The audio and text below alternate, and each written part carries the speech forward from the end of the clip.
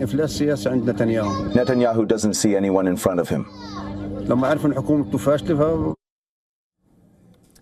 Netanyahu does not see anyone in front of him.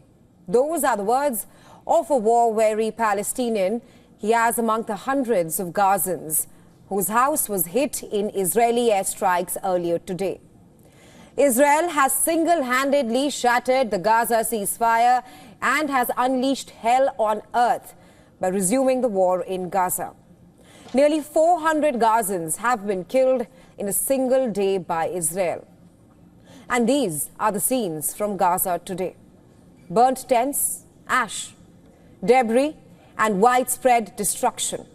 And despite the death toll, Netanyahu's government plans to continue the attacks. Question is, what is the goal of attacking a people already devastated and already displaced? Israel blames Hamas for not releasing hostages, but isn't Netanyahu's decision to end the ceasefire putting those hostages in greater danger? So what exactly is going on here? Is there more than what meets the eye? Turns out there is. Netanyahu knows his time is up. You see, he's facing massive criticism in Israel for his plan to sack Domestic Security Service Chief. I'm talking about Netanyahu's move to dismiss the head of the Shin Bet, Ronen Bar. This move has sparked outrage. Demonstrators are calling it a war against the hostages. Netanyahu insists he no longer trusts Bar, saying that confidence in the head of the security agency in Israel is essential during wartime. But Bar has argued that his only obligation is to the citizens of Israel. It is towards the Israelis. And he believes Netanyahu's demand for personal trust, it conflicts with the nation's interests. Here's why it matters. That's because no Israeli government has ever removed the head of Shin Bet before. The head of Shin Bet is key in counter-terrorism efforts, especially during wartime. And here's the kicker. Netanyahu's decision comes as Shin Bet probes two of Netanyahu's advisors for allegedly receiving payments from Qatar, and that's during the Israel-Hamas war. The investigation, which is being referred to as Qatargate by the Israeli media, looks into claims that these advisors received money to help improve Israel's image. Remember, Qatar plays a crucial role in mediating hostage negotiations and ceasefire talks in the Gaza war.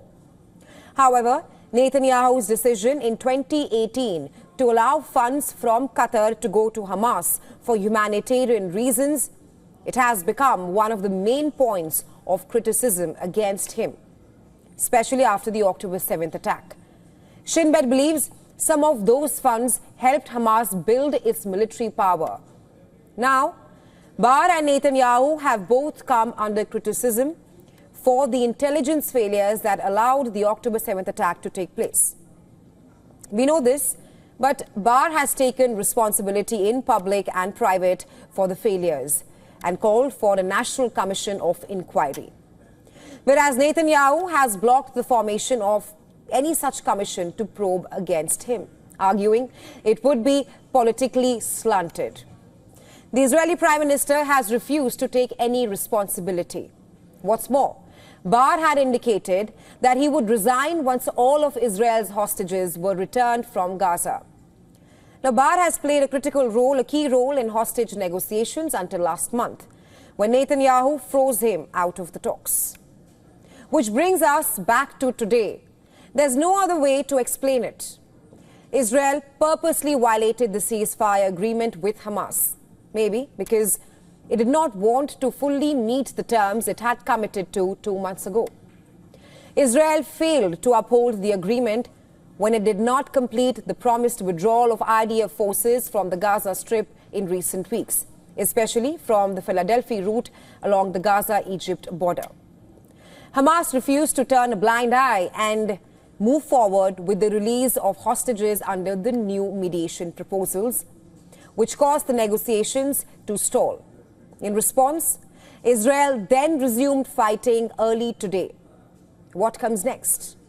More massive airstrikes, but also the implementation of new and wide-ranging ground maneuver in Gaza by Israel.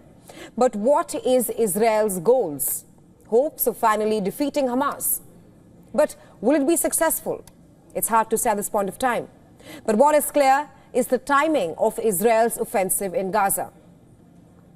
Israel's latest airstrike on Gaza comes amid the ongoing investigation into two of Netanyahu's advisors for allegedly receiving funds from Qatar. Naturally, Netanyahu's actions against Bar raises questions about his motives, especially since the Shin Bet's internal probe into the security failures on October 7th includes serious accusations against him for his policy of sending Qatari funds to Hamas. So Israel will justify its operation in Gaza as required to break the deadlock in negotiations and also to fulfill Netanyahu's promise to defeat Hamas. Even though these two goals do not align, the hostages could die before Hamas is defeated if that happens at all. More importantly, this situation is driven by Netanyahu's own goals that the Israeli Prime Minister will not admit it.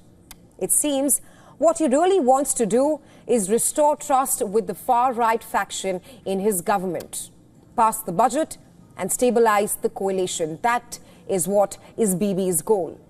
Ultimately, that is about Netanyahu's own survival. At this time, keeping up the pressure in Gaza is important for his survival. He also wants to distract the world from the renewed demonstrations against him in Israel. No longer a war that is about something that is important. It's all about the survival of this government, the survival of Benjamin Netanyahu.